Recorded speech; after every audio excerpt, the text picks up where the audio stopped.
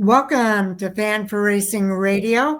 I'm Fan for Racing Sharon, and joining me tonight is Jay Huseman, and we are here for our Martinsville preview for the NASCAR Truck Series. The clock is ticking and time is winding down, Jay. Yeah, that's what we know. Last week, Talladega is a wild card, as we like to say, but Martinsville, I think, is going to be just as wild as an intense. As you said, it is do or die time now. You're either in or out after this race. And for the Truck Series especially, we talk about this all year long. Every point matters. When we talk about the points towards the end of this, we're talking about 10 points, over 6 drivers or so. So it's going to be an interesting one for sure. And it's a short track, and that adds there's an excitement level to super speedway level, but there's an action-packed element to short track racing. Well, and the tension that we feel with it, it's multiplied by the drivers. Somebody always leaves with their feelings hurt after a Martinsville short track race. There is normally a bent fender or two, yes. You want to go over the entry list info first? All right. So we got the Slim Jim 200 NASCAR Craftsman Truck Series race will be at Martinsville. 35 drivers and teams for the 36 spots. Notable entries they have listed: Brent Cruz in the number 1. I will say this. I said I wasn't sure if he was ready to win at the truck or Xfinity level, and he darn near did it. So keep an eye on him for sure. I wouldn't go against him this week. Logan Bearden in the number 03. Brendan Queen in the number 7 for Spire Motorsports. He's going to be getting as much track time as possible as he goes full-time for Dodge next year. The 56 is Timmy Smith. Casey Mears in the trucks in the number 69. The Patrick Starpoli in the number 84. And then the number 90 is Justin Carroll. And I'll switch over to the main page and see if there were any that maybe weren't under that list. Norm Benning is in. I'm glad to see he was okay after that fire last week. Oh, absolutely. The number 20, it's listed as a TBA. Alan Waller for Rayum Brothers is in the 22. Matt Mills in the 42. He's been kind of not full-time, but consistent there with Nice Motorsports. You mentioned Rayum Brothers. The other one they have is the number 2 is Clayton Green. Connor Mozak in the number 81 for McAnally Hilgerman Racing. He, too, is getting a lot of seat time as of late. Expect to see him somewhere full-time, I would think, next year, but we'll have to wait and see. Looks like all of them, and we'll talk more about the rest of them as we get into the points battle as well as the rest of the season as these guys wrap up. How do I say it? Penultimate race? This is the penultimate race. You're right. Got it. All right. Well, for the Craftsman Truck Series, it is the Slim Jim 200 at Martinsville Speedway. Martinsville is a 0.526 mile asphalt oval.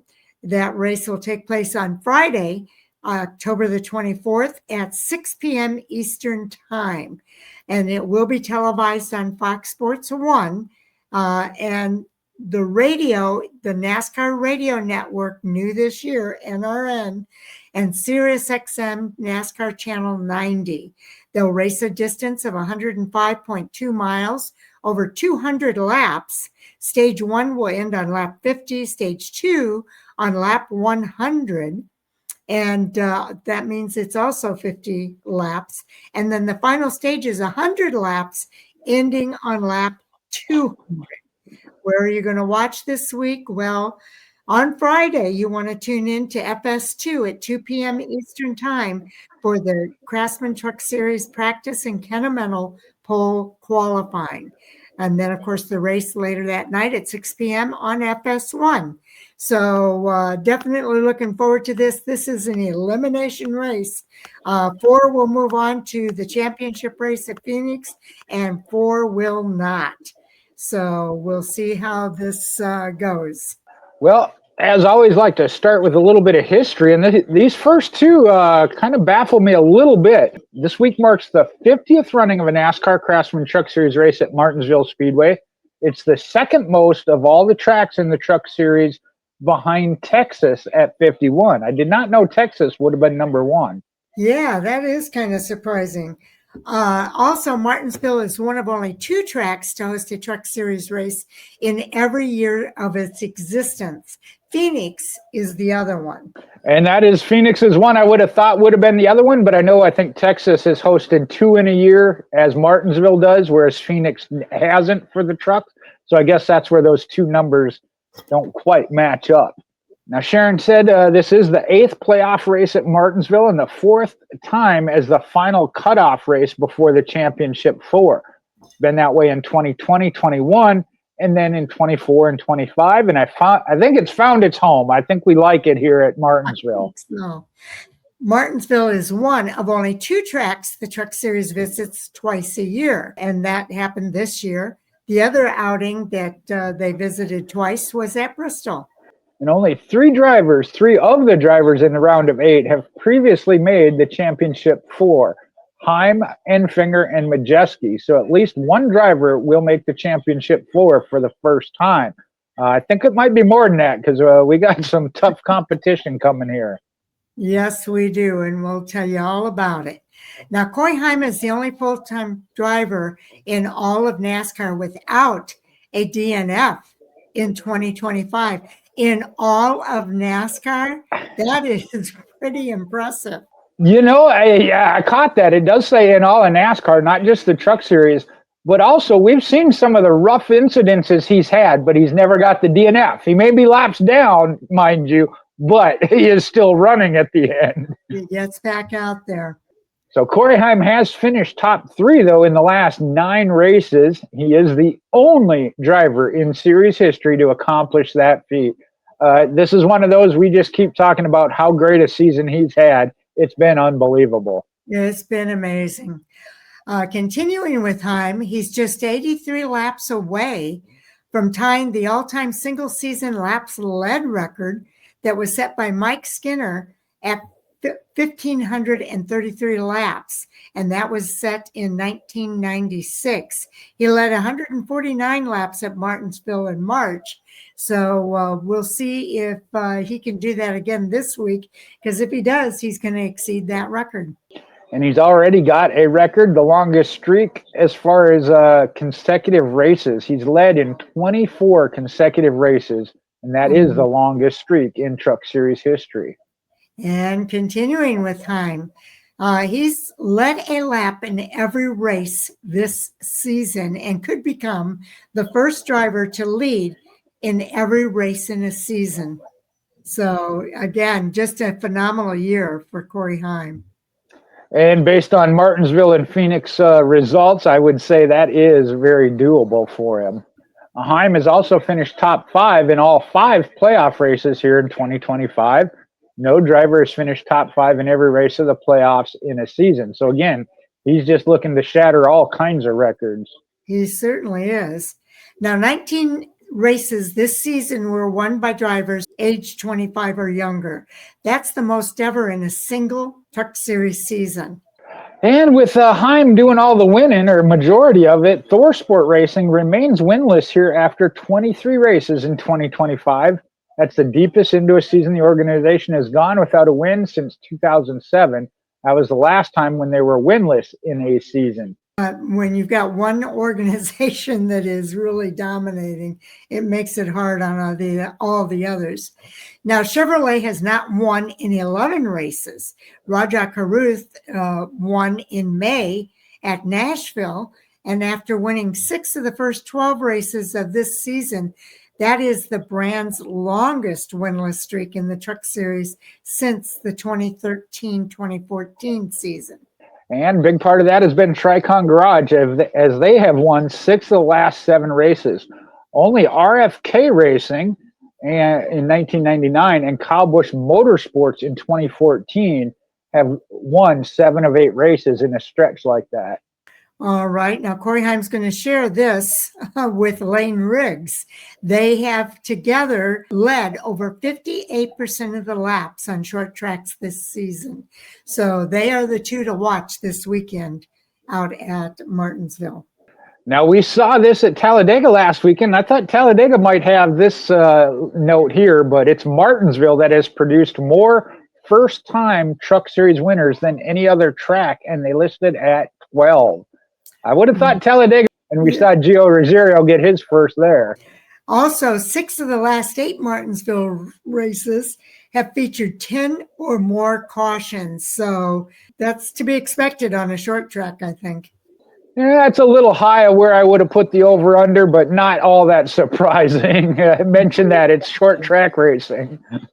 Now, each of the last 4 Martinsville races, a driver has swept the stages. 3 of the 4 went on to win. The only exception was Corey Heim this past March. We talked about the laps he led, but he ended up finishing 6th. And McAnally Hilgeman Racing won the last 3 Martinsville races.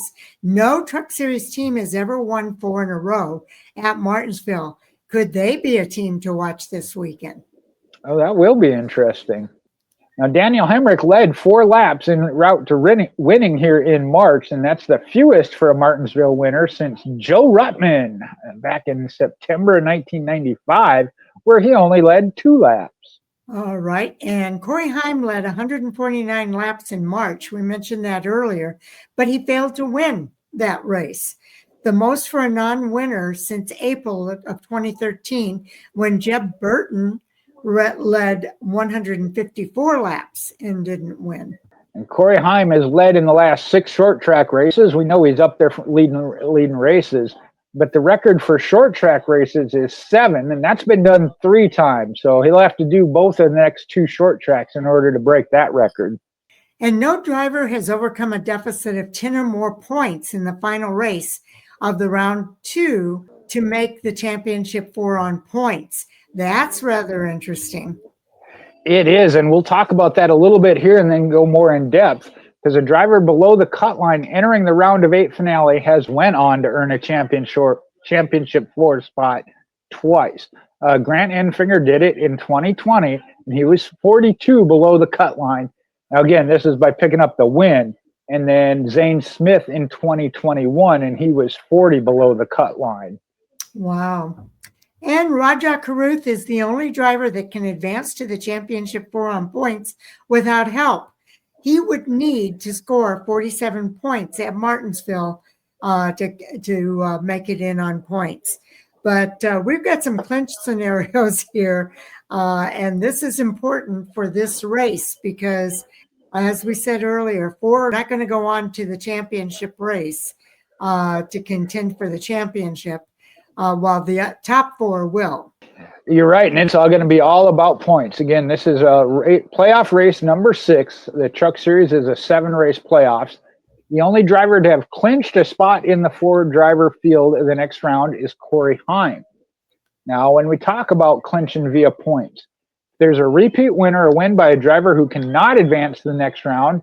Drivers would clinch by being ahead of the 4th winless driver in the standings.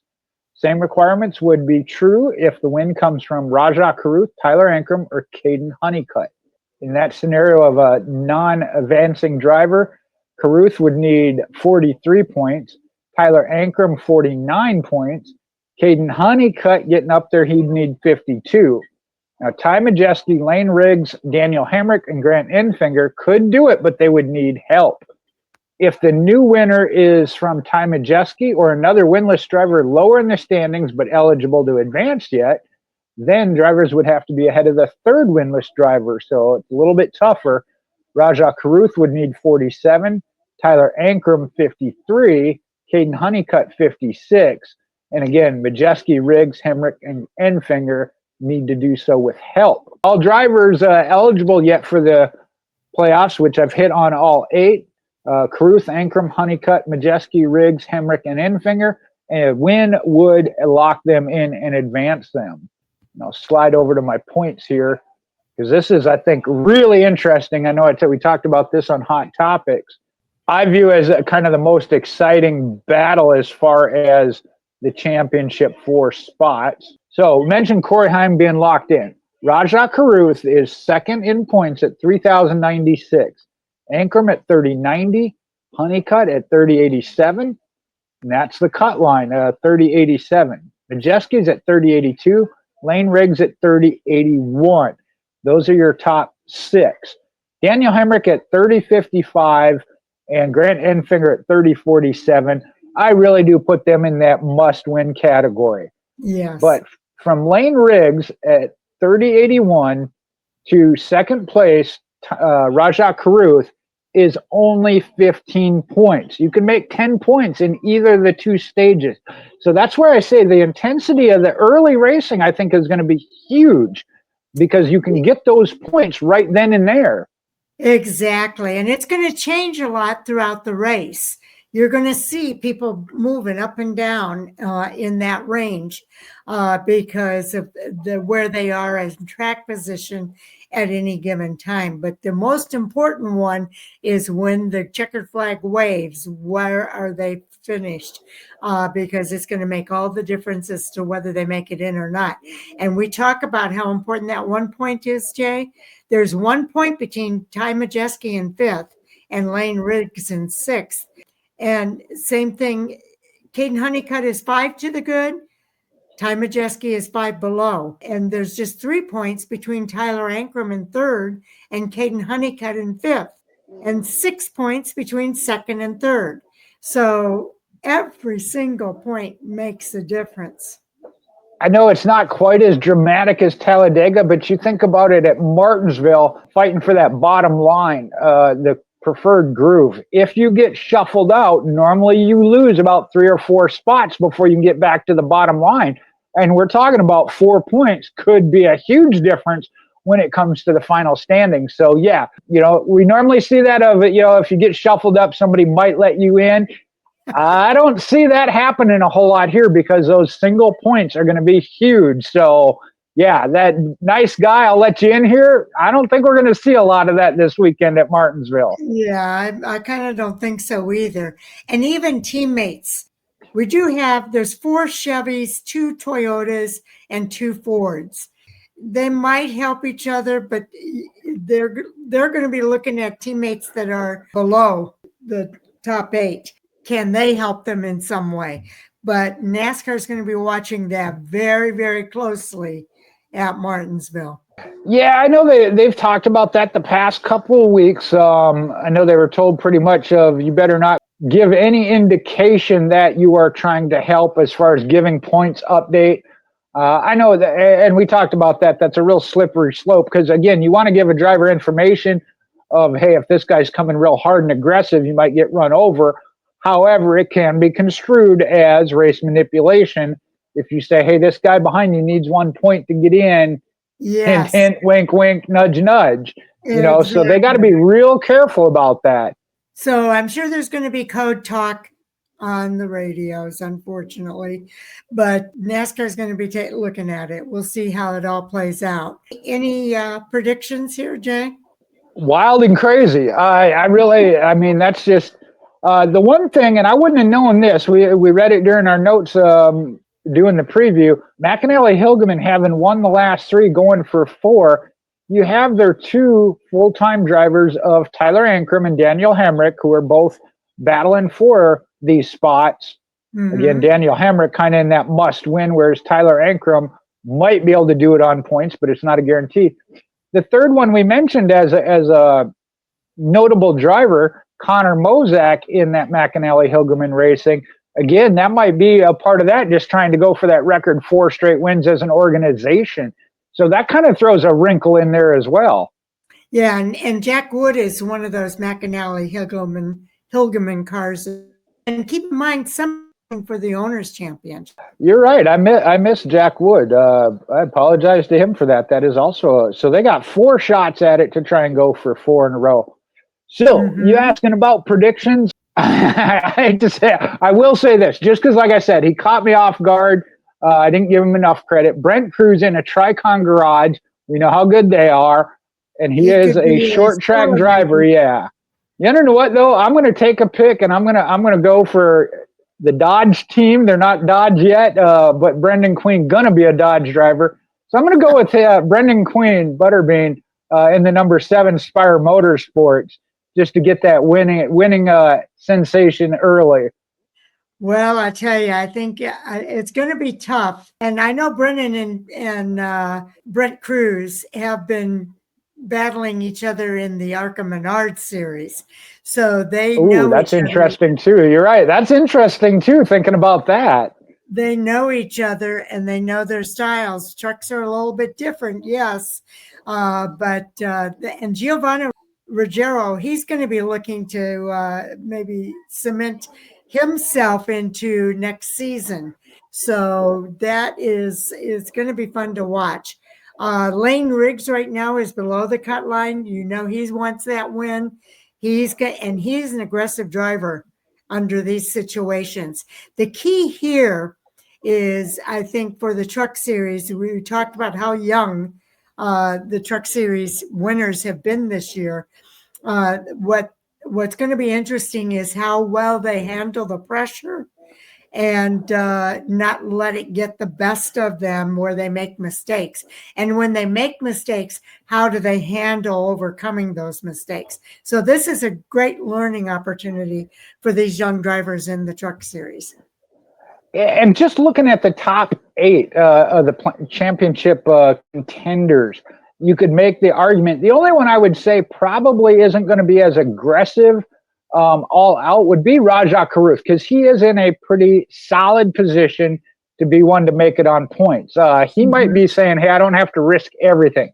Corey Heim, good everywhere, can't advance his position any better. He's already locked in, but could go for extending his streak of 11 wins on the season, and he's got nothing to lose either. He's not going to lose his spot, so that one's kind of an iffy one. Ty Majeski in 5th place, 5 points out, you mentioned. That is last year's defending champion. He is a short track veteran, just picked up a late model win up in the Midwest. So like I said, you could make a strong argument, and that's just talking about these top 8.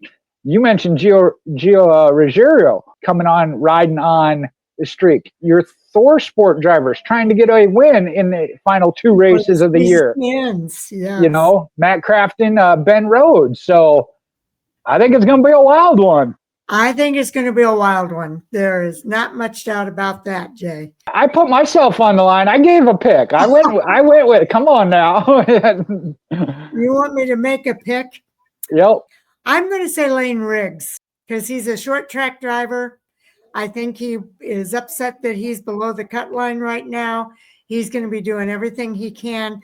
The thing that will hurt him is if he's overly aggressive. That's the thing that worries me about Lane Riggs. I would have to agree with you 100%. Like you said, throughout the year, he's probably been the strongest contender to Corey Heim. So we kind of expected it to be those 2 plus 2 more coming down to this championship. And you're right, being below the line.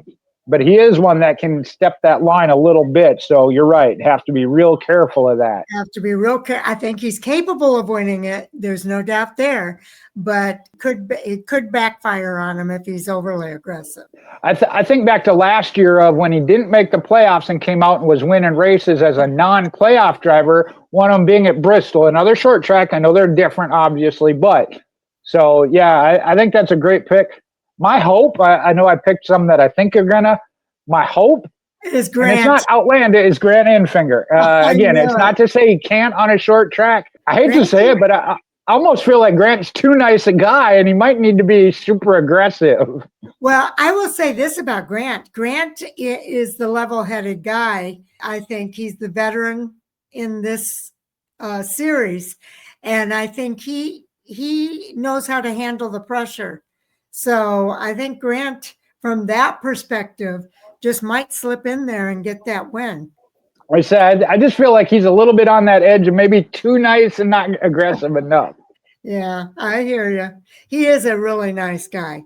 Okay, Jay and I are going to continue on with our previews here. We've got 2 more to do for the Xfinity Series and the Cup Series. All the races this weekend are elimination races for the championship race at Phoenix Raceway coming up next week. So this is going to be it, the next 2 races. So it's going to be an exciting race weekend out at Martinsville Speedway, and we'll tell you all about it, not just for the Truck Series, but for the Xfinity and Cup Series as well. And then on Friday, actually Friday, I have to make a correction to what I told everybody on Monday. Taz is not available on Friday, and neither is Jay. So I'm not sure that we're going to be able to do it, but I'm going to try to get somebody to sub in for me on Friday. And if that happens, then we will be out with the fantasy report.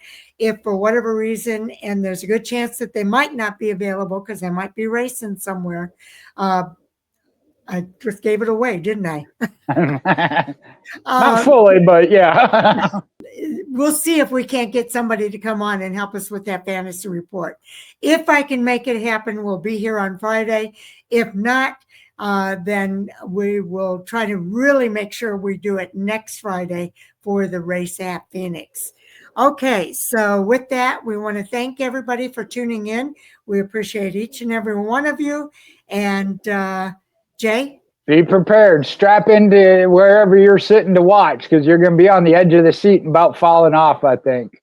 Yeah, buckle up and get ready. Take care, everybody. We'll see you in the next video.